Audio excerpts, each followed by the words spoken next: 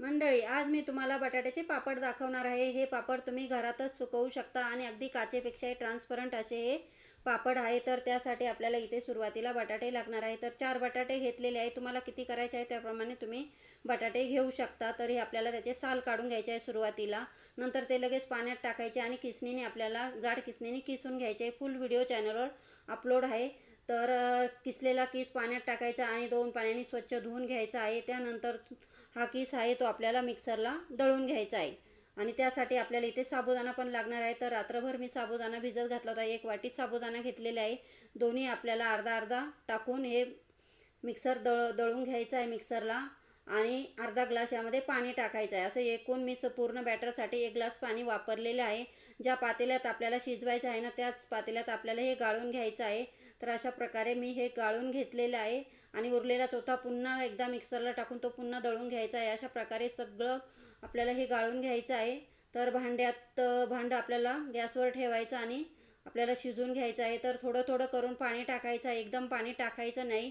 कारण साबुदाण्यामध्ये किंवा बटाटा तुमचा कसा आहे त्यानुसार तुम्हाला पाणी लागू शकतं। इथे मी जवळपास 6 ग्लास पाणी वापरले। सुरुवातीला दळायला 1 ग्लास आणि नंतर 5 ग्लास पाणी टाकलेलं आहे। एकूण 6 ग्लास पाणी इथे मी टाकलेलं आहे। थोडं थोडं करून कोमट पाणी टाकायचं, एकदम टाकायचं नाही। आणि अंदाज घेऊन आपल्याला हे बॅटर बनवून घ्यायचं आहे।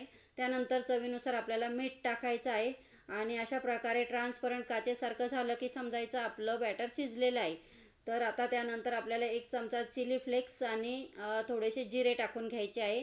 थोडीशी कोथिंबीर टाकून घ्यायची आहे। थोडं यातलं तुम्हाला जे उपवासाला चालत नसेल ना तर ते स्किप केलं तरीही चालेल। अशा प्रकारे घरातच आपल्याला मी हे फॅनखाली सुकवणार आहे। तर असे एक पळीने थोडं थोडं बॅटर टाकून थोडंसं हलकंसं फिरवून घ्यायचं, खूप जास्त फिरवायचं नाही।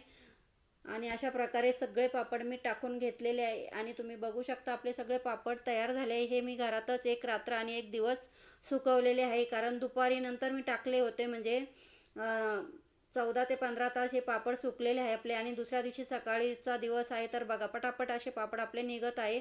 ते उलटे करून मी पुन्हा एक ऊन त्याला दिलेलं आहे। म्हणजे आपल्याला वर्षभर टिकवायचं आहे ना तर त्यासाठी एक ऊन मात्र देऊन घ्यायचं, म्हणजे वर्षभर खराब होणार नाही।